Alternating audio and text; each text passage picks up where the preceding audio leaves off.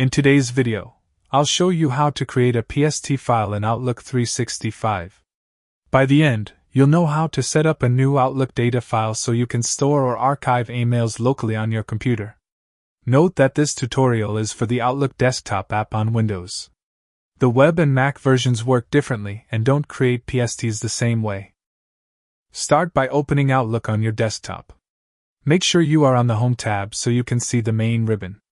Look for the New Items button and click it. A menu will open. Hover your mouse over More Items, then choose Outlook Data File from the submenu. This option creates a PST, which stands for Personal Storage Table.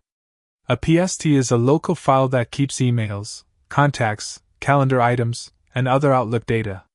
It helps you organize older mail, reduce mailbox size, or move data to another computer. When the Create or Open Outlook Data File window appears, type a name for your PST. This name will appear in your Outlook folder list, so choose something clear, like Archive 2024 or Client Projects. After naming it, click OK. If you want extra security, you can add a password. Check the Add Optional Password box, enter your password, and confirm it. Make sure it's something you can remember, but not easy for others to guess. Keep in mind this password protects the PST only inside Outlook and is not the same as your email password. Click OK when done. Outlook will then create the PST and add it to your folder list using the name you selected.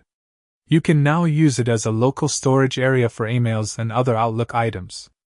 A few final tips. Choose names that reflect purpose and dates. Split very large archives into multiple PSTs for better performance. And always back up your PST files since they are stored on your device.